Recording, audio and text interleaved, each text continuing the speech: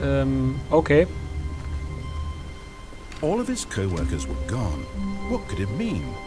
Stanley decided to go to the meeting room. Perhaps he had simply missed a memo.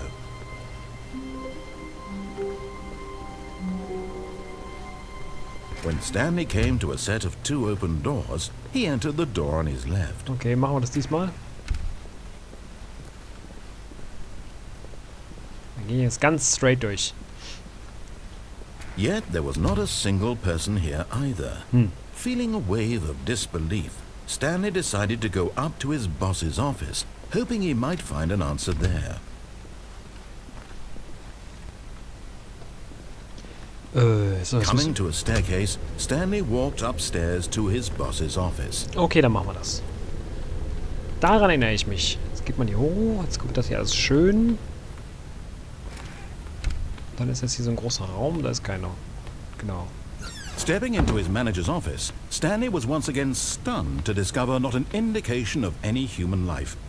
Shocked, unraveled, Stanley wondered in disbelief who orchestrated this. What dark secret was being held from him? What he could not have known was that the keypad behind the boss's desk guarded the terrible truth that his boss had been keeping from him. And so the boss had assigned it an extra secret PIN number. 2845. But of course, yet incredibly, by simply pushing random buttons on the keypad, Stanley happened to input the correct code by sheer luck. Amazing. He stepped into the newly opened passageway. Das sah gerade falsch aus, wie so ein Clubfuß. Ah, Stanley Parable. Schön. Oh, da geht's wieder runter. Gut, dann, Dude.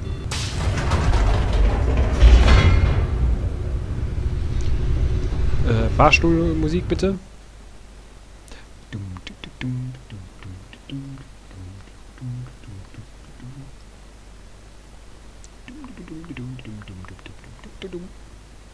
Descending deeper into the building, Stanley realized he felt a bit peculiar. It was a stirring of emotion in his chest, as though he felt more free to think for himself, to question the nature of his job.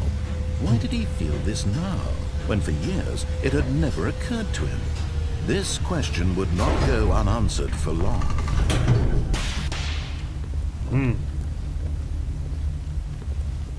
Stanley walked straight ahead through the large door that read Mind Control Facility.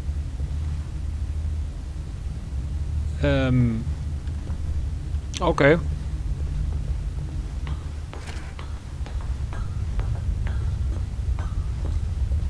Oh, Licht. The lights rose on an enormous room packed with television screens. What horrible secret did this place hold? Stanley thought to himself.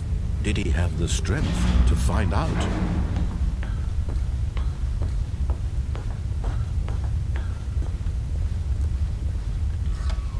Now the monitors jumped to life, their true nature revealed. Each bore the number of an employee in the building, Stanley's co-workers. The lives of so many individuals reduced to images on a screen, and Stanley, one of them, eternally monitored in this place where freedom meant nothing. Da ist einer kaputt. Da oben da ist auch einer kaputt. Da oben war eben einer gefeuert. Ja, interessant, interessant. Flop, flop, flop, flop, flop, flop. Aufzug. This mind control facility, it was too horrible to believe. It couldn't be true. Had Stanley really been under someone's control all this time? Was this the only reason he was happy with his boring job? That his emotions had been manipulated to accept it blindly? Das sind doch nur... No, Monitore. he refused to believe it. He couldn't accept it. His own life in someone else's control? Never! It was unthinkable. Wasn't it? Was it even possible? Had he truly spent his entire life utterly blind to the world? But here was the proof. The heart of the operation. Controls labeled with emotions. Happy, or sad, or content. Walking, eating, working. All of it monitored and commanded from this very place. And as the cold reality of his past began to sink in, Stanley decided that this machinery would never again exert its terrible power over another human life. Ich versuch's gerade For anzumachen. he would dismantle the controls once and for all. Nein, ich will's anmachen. Hier, komm. Geht nicht. Können wir das irgendwie anmachen? Geht das?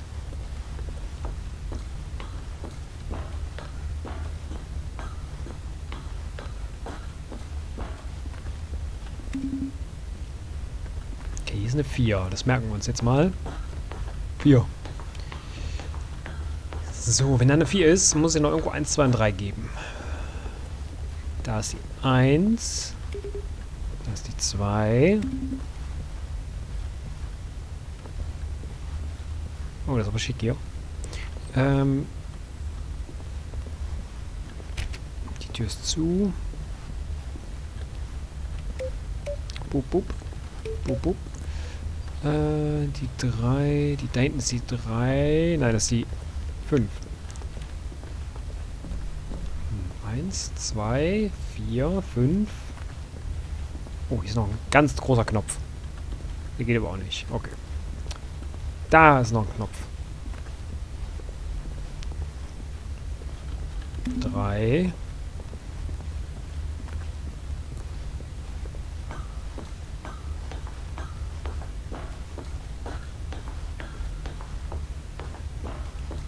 Und 4.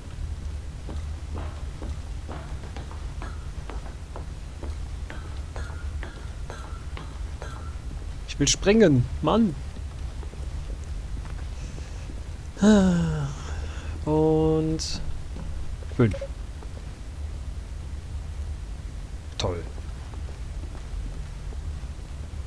Da war ja noch irgendwo eine 6. Oder war ich einfach zu langsam? Komm, wir machen es einmal schnell. Also so schnell wie diese lahme Ente hier läuft. 1, 2. Und 3. Und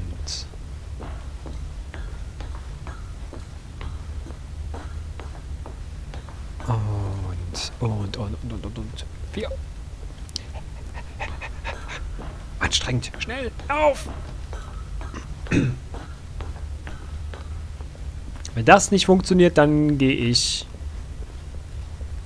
zur Anlagenkraft. Och, Menno. Kann ich jetzt vielleicht den großen Knopf drücken? Nein. Nein. Man kann die ganzen Knöpfe drücken, das muss doch einen Grund haben.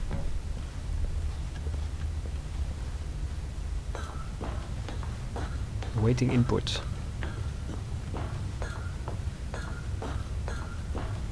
And when at last he found the source of the room's power, he knew it was his duty, his obligation, to put an end to this horrible place and to everything it stood for. Aber warum? Oh, Stanley, you didn't just activate the controls, did you? After they kept you enslaved all these years, you go and you try to take control of the machine for yourself. Is that what you wanted? Control? Ah! Oh, Stanley, I applaud your effort, I really do. But you need to understand, there's only so much that machine can do. You were supposed to let it go, turn the controls off, and leave. If you want to throw my story off track, you're going to have to do much better than that.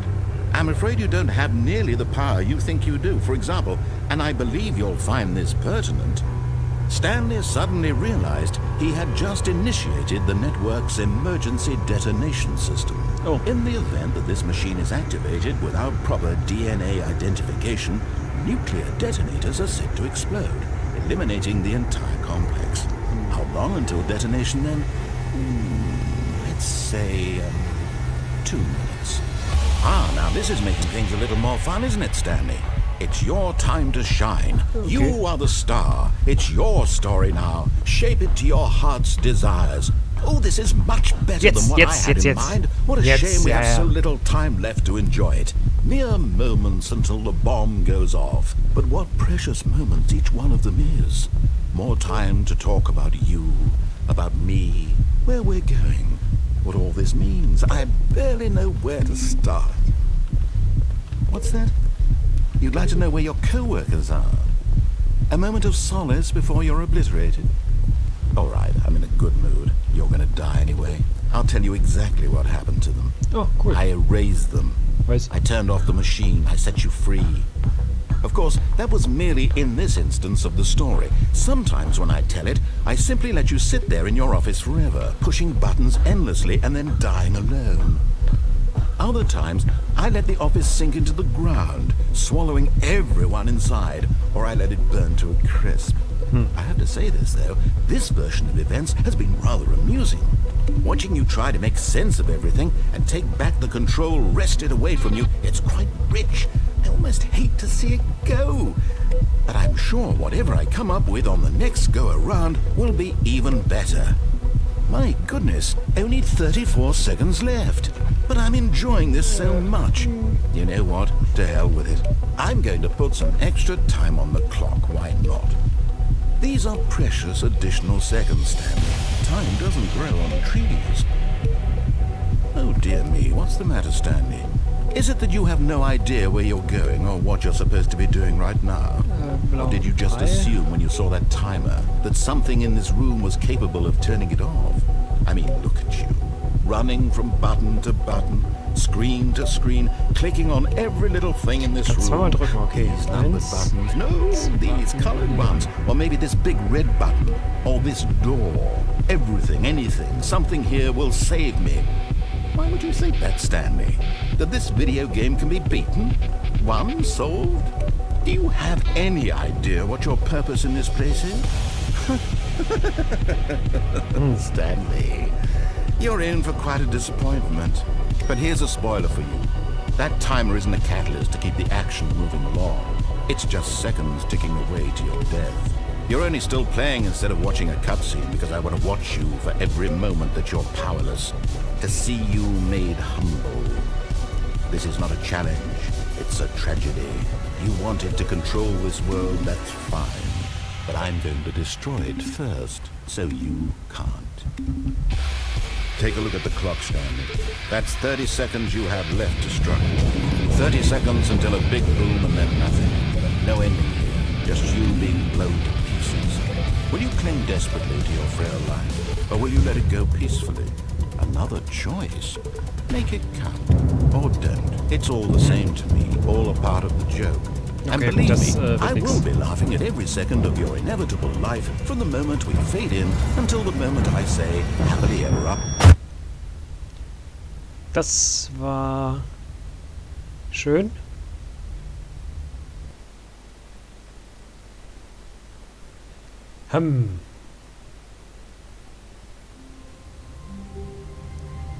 Ja, da sind wir wieder. All of his co-workers were gone. What could it mean?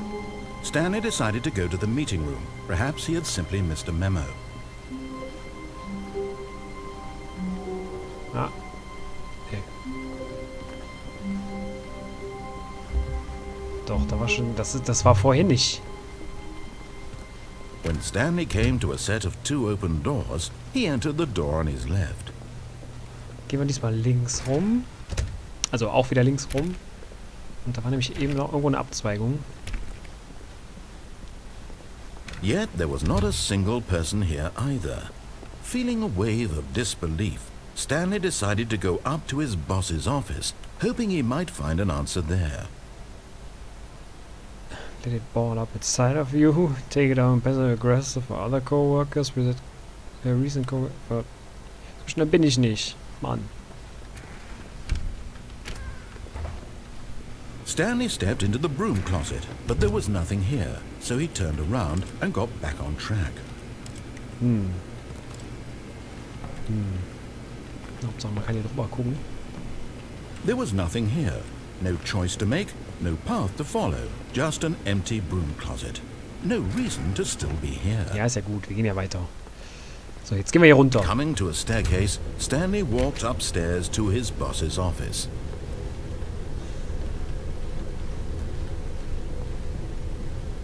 But Stanley just couldn't do it. He considered the possibility of facing his boss, admitting he had left his post during work hours. He might be fired for that. And in such a competitive economy, why had he taken that risk? All because he believed everyone had vanished? His boss would think he was crazy. And then something occurred to Stanley. Maybe, he thought to himself, maybe I am crazy. Ja. All of my co-workers blinking mysteriously out of existence in a single moment for no reason at all. None of it made any logical sense. Jetzt wiederholt sich das And as hier. Stanley pondered this, he began to make other strange observations. For example, why couldn't he see his feet when he looked down? Why did doors close automatically behind him wherever he went? And for that matter, these rooms were starting to look pretty familiar. Were they simply repeating? No, Stanley said to himself, this is all too strange. This can't be real. And at last, he came to the conclusion that had been on the tip of his tongue. He just hadn't found the words for it. I'm dreaming, he yelled. This is all a dream. Oh, what a relief Stanley felt to have finally found an answer, an explanation. His co-workers weren't actually gone. He wasn't going to lose his job. He wasn't crazy after all. And he thought to himself, I suppose I'll wake up soon. I'll have to go back to my boring real-life job pushing buttons. I may as well enjoy this while I'm still lucid. So, he imagined himself flying and began to gently float above the ground. Then he imagined himself soaring through space on a magical starfield, and it too appeared. It was so much fun, and Stanley marveled that he had still not woken up. How was he remaining so lucid? And then perhaps the strangest question of them all entered Stanley's head. One he was amazed he hadn't asked himself sooner. Why is there a voice in my head dictating everything that I'm doing and thinking? Now the voice was describing itself being considered by Stanley, who found it particularly strange. I'm dreaming about a voice describing me, thinking about how it's describing my thoughts, he thought. And while he thought it all very odd and wondered if this voice spoke to all people in their dreams, the truth was that, of course, this was not a dream. How could it be? Was Stanley simply deceiving himself, believing that if he's asleep he doesn't have to take responsibility for himself? Stanley is as awake right now as he's ever been in his life. Now, hearing the voice speak these words was quite a shock to Stanley. After all, he knew for certain, beyond a doubt, that this was in fact a dream. Did the voice not see him float and make the magical stars just a moment ago? How else would the voice explain all that? This voice was a part of himself too. Surely, if he could just... He would prove it. He would prove that he was in control, that this was a dream. So he closed his eyes gently, and he invited himself to wake up. He felt the cool weight of the blanket on his skin, the press of the mattress on his back, the fresh air of a world outside this one. Let me wake up, he thought to himself. I'm through with this dream. I wish it to be over. Let me go back to my job. Let me continue pushing the buttons. Please, it's all I want. I want my apartment, and my wife, and my job. All I want is my life exactly the way it's always been. My life is normal. I am normal. Everything will be fine. I